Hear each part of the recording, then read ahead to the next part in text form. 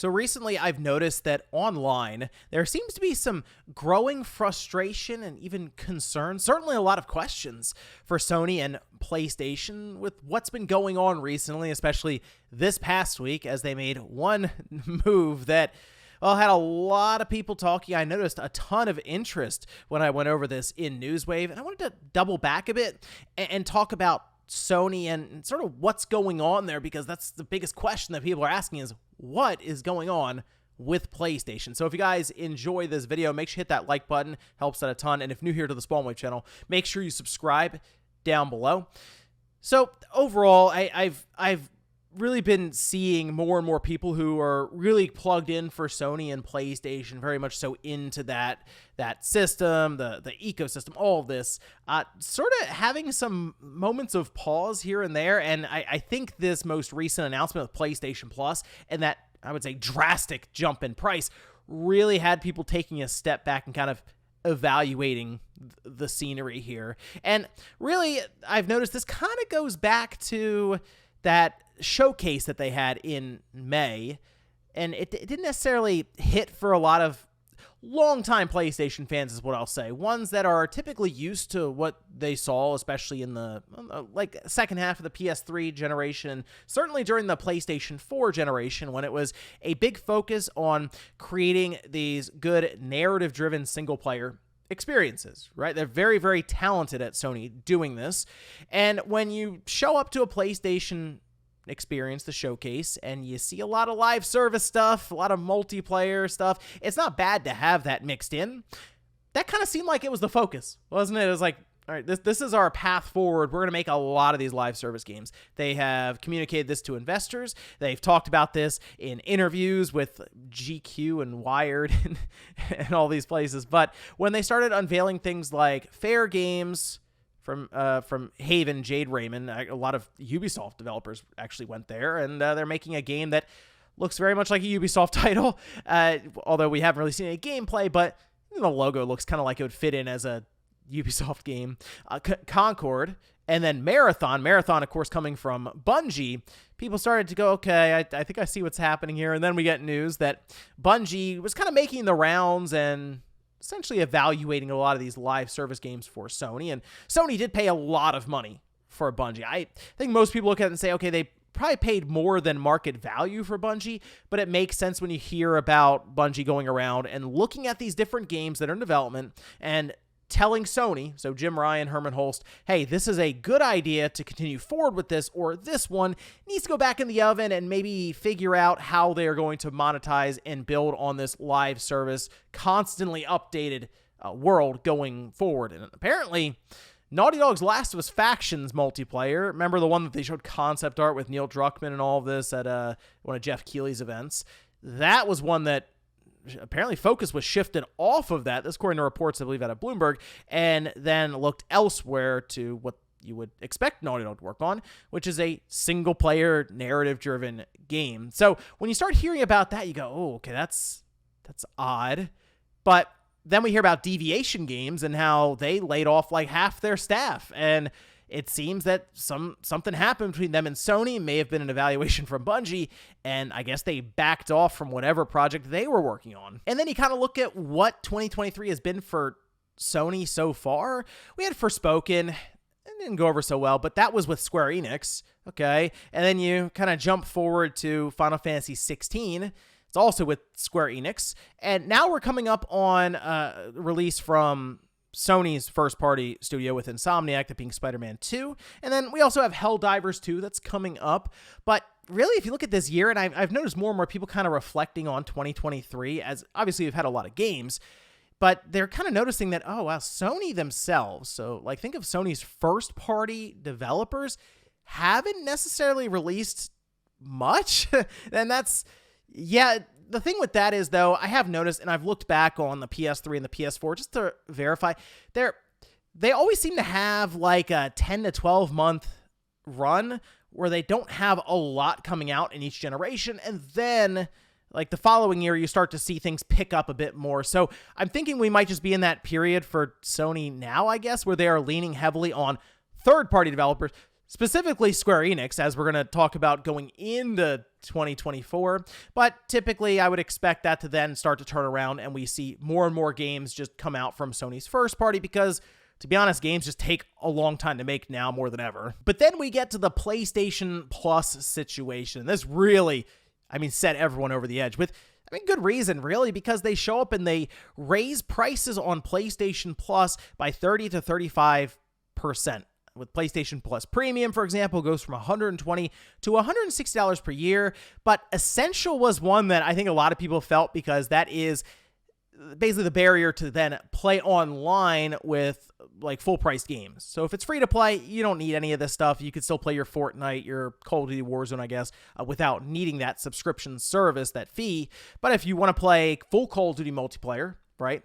You maybe want to play Battlefield or any of these other games, Street Fighter, you would need that subscription service, the $80 per year tier, the Essentials. And that is actually more money now that Sony's charging than what Microsoft is charging, even for something like Game Pass Core, which has their multiplayer tied into it. And the big thing, yes, I know they showed up and said, here's Saints Row, which is kind of like a meme on its own. And it's a shame because then we hear about how Volition's getting shut down. So technically Sony gave people Volition's, I guess, last game. But on top of that, they didn't really give a great reason as to why prices are going up. They said it's just to provide the more resources and ability to give people content on these platforms, these services, without necessarily doing that right now. And I have PlayStation Plus Premium, and I have no way of recommending that to people.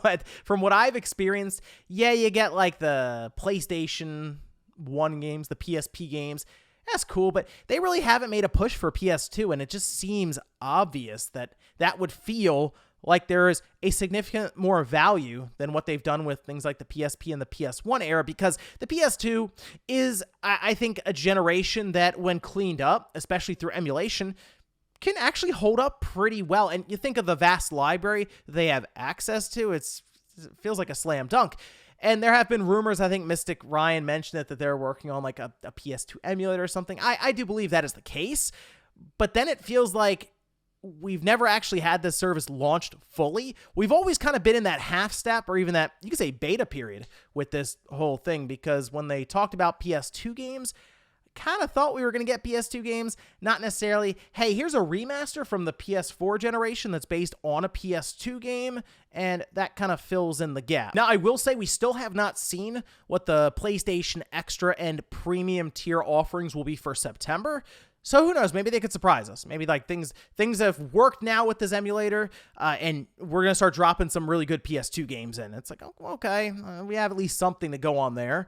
But at this point, it's going to be under heavy scrutiny, more so than before, because it's $40 more per year for the premium tier. So we're expecting a lot more out of it than just some game trials, which technically brings me to the part that I think is one of the main reasons they did raise prices, or at least they are raising prices here soon, is their streaming service that it sounds like they've been putting a lot into this codename Kronos setup, where they're standing up all kinds of very advanced blades and stuff in these data centers to accommodate for the PS5's SSD and the overall transfer speed that's expected when you play these different games. But that, again, it seems like something you would have delivered, let people experience, and then go, okay, now you've seen what we can offer and provide. We have to raise the prices because this stuff is just too much. It's too high quality. And, oh yeah, no one's really signing up much for PlayStation Plus any longer. So the people who are signed up have to cover the costs of our expected growth of the quantity of users. This is something we've seen in the Circana report, where they went over the number of users and spend with these subscription services kind of plateauing. And Sony even has shown us that they're not really moving one way or the other with these PlayStation Plus subscriptions. They've pretty much flatlined with it. So now they have to extract more money from the people that are there. So you can sort of see how there's a lot of frustration and uncertainty right now with PlayStation. But we can talk about some good news now, because it does appear, and I do believe this is happening, that there will be a state of play. All right. And the big question is going to be, how much will Sony be willing to show up with? I think there are some good announcements they could make, like Stellar Blade. That sort of went missing, and it's pretty obvious that Sony came in, dropped some money, dropped the check, and now that's like a console exclusive for them. But still, that seemed like one that many people were interested in, and if they can show up and at least have that prepared and ready to go for Tokyo Game Show, which you have to remember, this State of Play is going to be geared heavily towards Tokyo Game Show and the audience that would attend that and the press and media. So think about games that would make sense to be showing at Tokyo Game Show. And I'm also thinking about something like Final Fantasy VII Rebirth, which is going to be a big time release for Sony and Square in that first quarter of 2024. I'm hoping first quarter. So I think that's a great place for them to have a release date available. Also, of course, give people something to look forward to going into 2024. Maybe it's a February, maybe it's a March release, but just having something there to say, okay, Spider-Man 2 is coming, but then you also have Final Fantasy VII Rebirth to look forward to. And finally, Team Asobi has been very quiet basically since the PS5 came out, right? Like, that seems like a studio that is primed and ready to make an announcement. And that, along with, well, I think Insomniac right now is Sony's best studio. They have provided consistent output since the start of the PlayStation 5, and once again, Sony is leaning on them for Spider-Man 2, their big holiday title. But I think Team Asobi could bring some very creative elements to PlayStation, and while they may end up on the PSVR 2 for the next release, there's always a chance that maybe Sony said, hey, you know what, let's make a full 3D platformer with a lot of the creative flair that Team Asobi has, and you're not confined to the PSVR 2, and you can do something with Astro if you'd like. I think that'd be really cool. I don't know if that's in the cards with what Sony wants to do right now with a lot of their first-party developers, but I think it would be really cool to diversify the portfolio and the lineup, and I do think that Astro could be a really cool mascot for Sony to lean into for just like general audiences. But again, they also have to kind of green light and get on board with that, which is something I'm still unsure of, specifically when it comes to a large budget put behind it. I think they could do something like Sackboy, how they had that as a 3D platformer to kind of start the generation with the PS5. But would they go $100 million, $150 million behind a big 3D Astro platformer? It remains to be seen. Also, I think it'd be a good idea for Sony to take Helldivers 2 and just drop it in the PlayStation Plus Extra and Premium tiers after this big price jump that they did. It would show that they are serious about upping the value of this subscription service, and we have seen them do this before.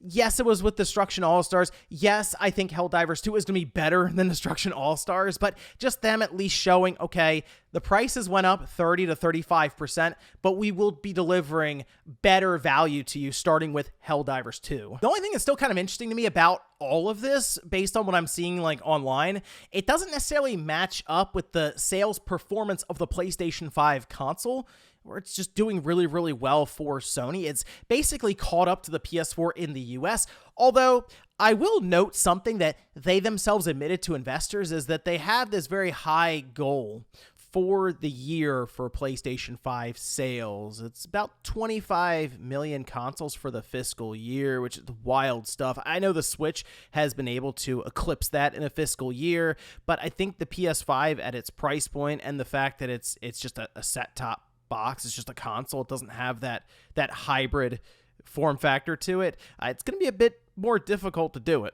They have kind of admitted that they are discounting the PS5 in order to get there currently, so while they are still selling a lot of PlayStation 5 systems, it does at least speak to the idea of, okay, maybe it's not as easy as we were originally thinking, but the big thing that could turn a lot of this around are just game announcements, stuff that is very compelling and interesting and things you want to jump into that ecosystem to experience. And they have a shot to do that ahead of Tokyo Game Show with a State of Play. And then who knows, maybe to kick off 2024, we start to hear rumblings of a big PlayStation experience that would more or less work to set up the second half of this generation. Although some could argue it's just recently started with that prolonged cross-generation period. But let me know what you guys think about all of this down below.